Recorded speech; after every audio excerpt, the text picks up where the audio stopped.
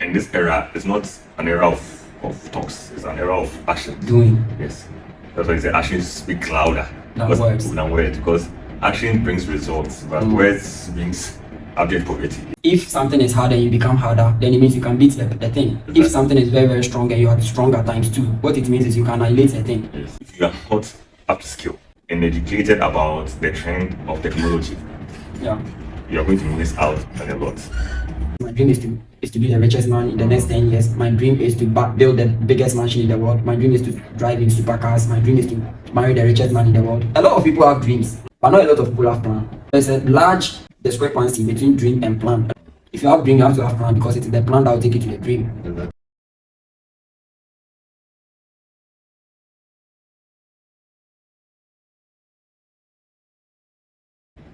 Hello people, this is your boy WiseMoney and you're welcome to WiseMoney Speech. In today's episode, I think this is our debut episode, right?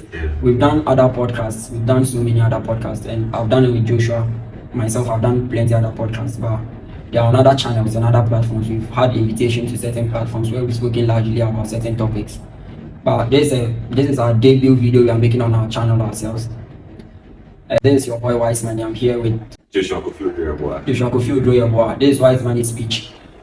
And in this particular episode, we want to talk about godly principles to financial freedom. I'm here with Joshua. We're going to give you guys some keynotes to financial freedom, because we look at the particular system we are living in currently. If you are born in this particular part of the world, it's very, very difficult. Life is very, very difficult. When immediately you come into this world, life is difficult, especially when you are in this particular part of the world. The kind of governmental system we have, the kind of leaders we have, makes it even more difficult to be born in this part of the world. But Joshua and I are here to give you financial keynotes to freedom financially.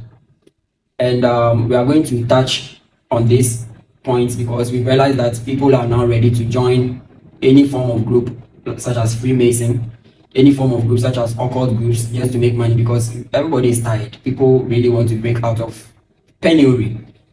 Well, which when you think about it logically makes sense, because life is difficult and it's very, very hard living in the world nowadays, which is why the suicide rate is very high. If someone's heart isn't broken, which is why they committed suicide, it's because they can't afford meal and they commit suicide. I don't think there's a very right paradigm to live in.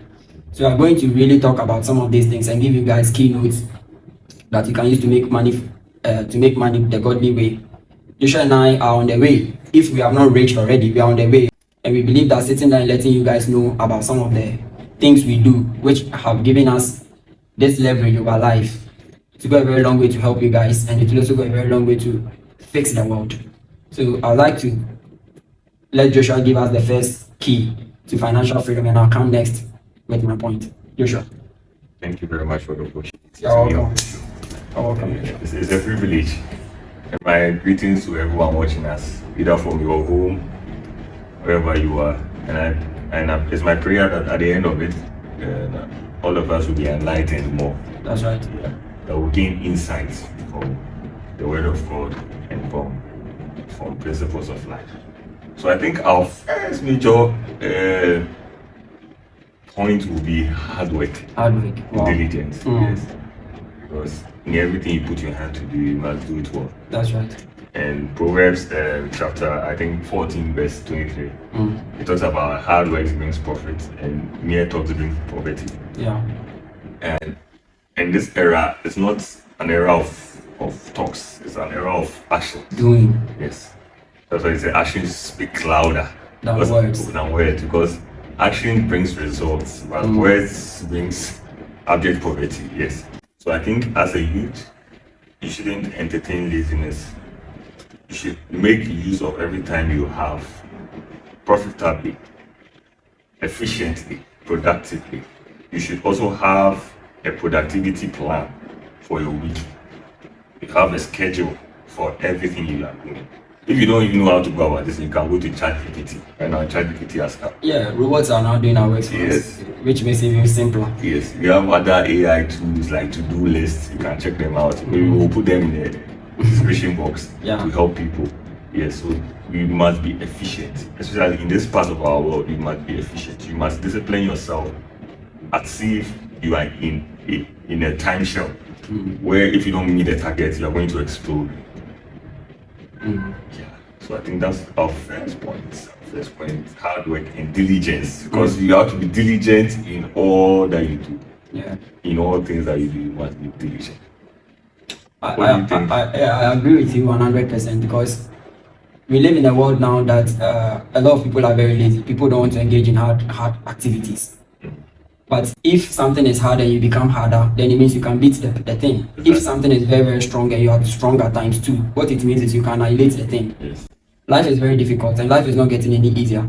So if you really want to break even or you want to break out of poverty, I think that what Joshua is saying is very, very prudent. You have to be hardworking. You have to be hardworking times 2, times 3. Yes. So that I can beat the system. A lot of you are very, very lazy. You like to sleep all time.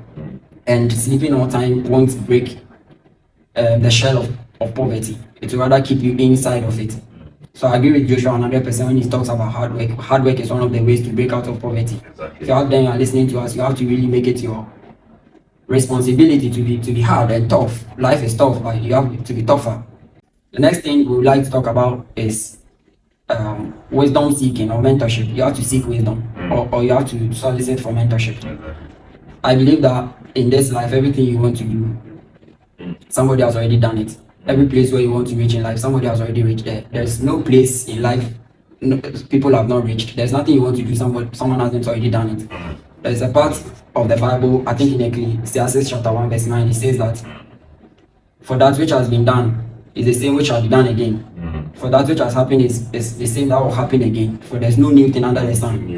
There's nothing new under the sun. When you look at the system currently, there's nothing new under the sun. A lot of people are surprised about this LGBTQ thing. This LGBTQ thing isn't something new. It has been in the system since times of Bible.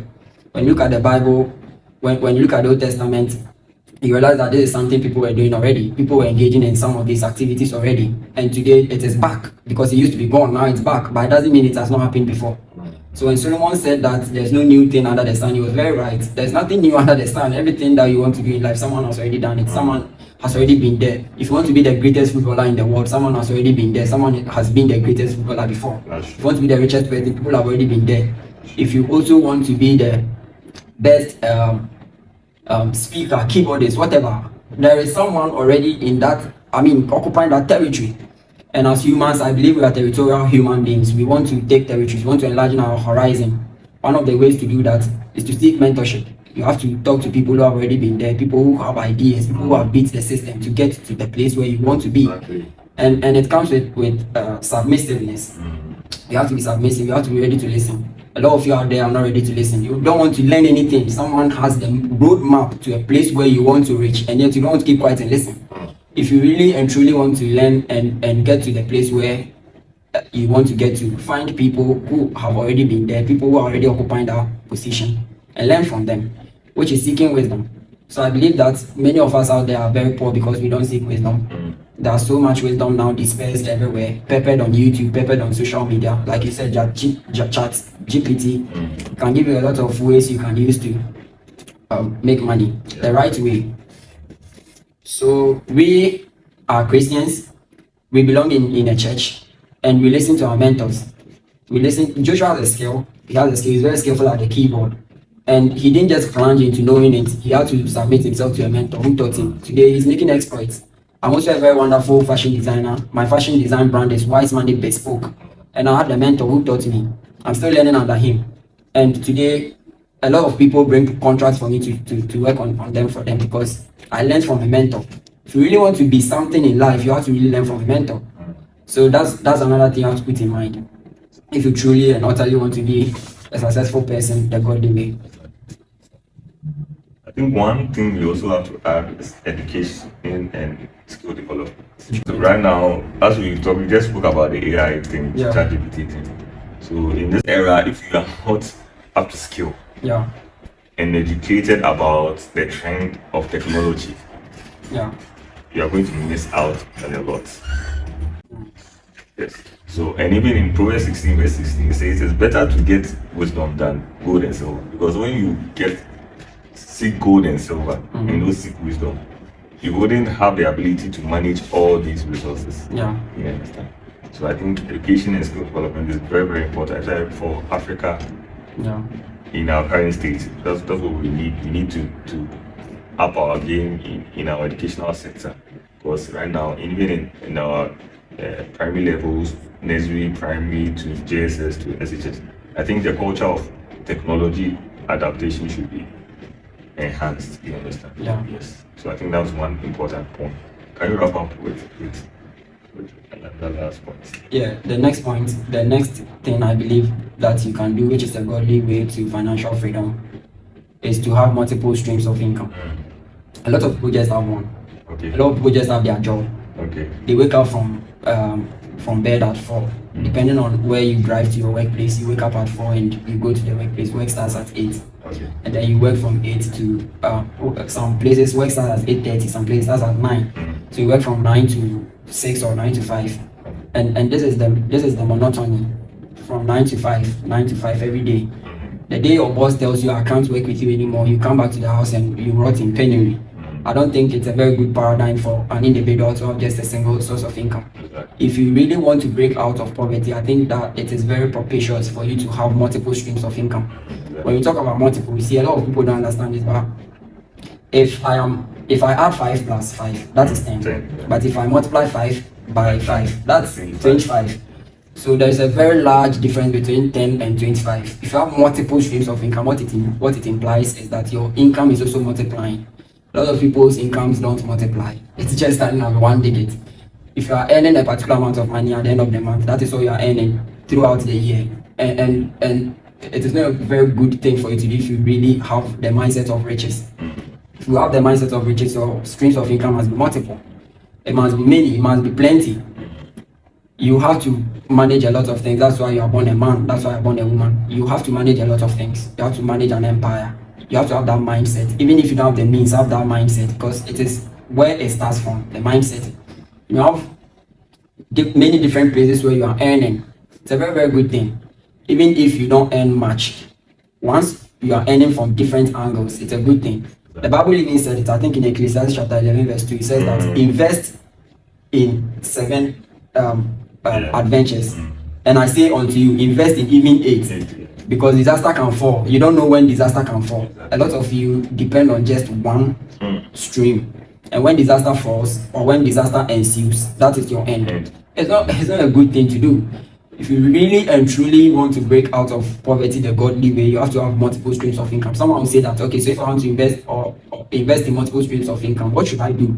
Like I said about Joshua and myself, Joshua is a keyboardist, he learned it. I'm also a fashion designer, I learned it. I'm not just a fashion designer.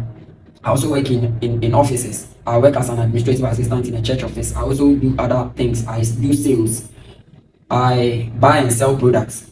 So, and I also invest in other businesses. So if one place isn't working, the other place will work. If one place isn't working, the other place is working. This is how you have to live your life as an individual. Living your life and depending it only on one stream of income is very, very detrimental to your finances. If you truly and utterly want to break out of penury and financial poverty, you have to invest in a lot of businesses, a lot of companies, a lot of franchises, which is one of the ways to break out of poverty that God living. The last one you forgot is relationships and networking. Wow. Because relating with people is also, because people are like currencies. You don't need money from them, but when you build your relationship right, you can get access to places you never thought you could. Yeah, so I think in this era where loyalty is misplaced, a lot of people don't value the concept of relationships. Not only in marriage wise, business wise, social wise, economic wise, everything. Relationships are very, very, very important. So I believe our viewers are blessed by our few notes we gave them out. Yeah, I'd like to say something briefly about network and relationships, like you said. Network and relationship is the reason I would say partially free financially. My relationship with people means a lot to me. My relationship with you means a lot to me. My relationship with other people on my team means a lot to me. I have established a very good relationship with people. You know, there's a saying that you are the sum of the first 5 people you work with. And a lot of you, when you look around you, the people that surround you are not people who are poised for success. You are surrounded with weed smokers, you are surrounded with people who don't have vision, you are surrounded by people who don't have plans for life.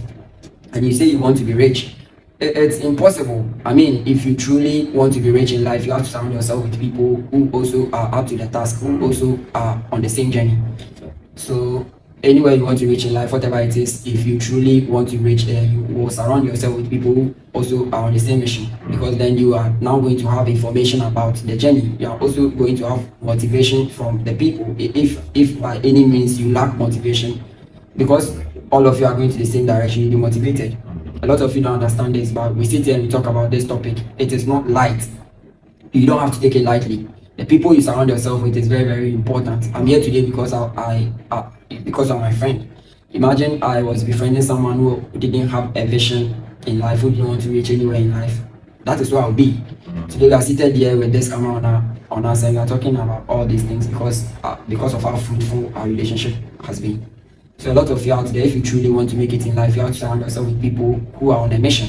Joshua is on a mission as much as myself. Both of us have common goals and common aspirations. And there are other plenty people on the team who also are not in front of the camera. But we work together and we've come far. Maybe one day we'll see our story. We'll talk largely on this network bit. But I think that network is also very, very important if you want to break out of poverty. So let me wrap up by saying that you have to have plan and budget. If you want to break out of poverty, you have to have plan. Usually, do you know that if I step out right now and I go to the street and I convey a survey, I ask many people, what is your dream?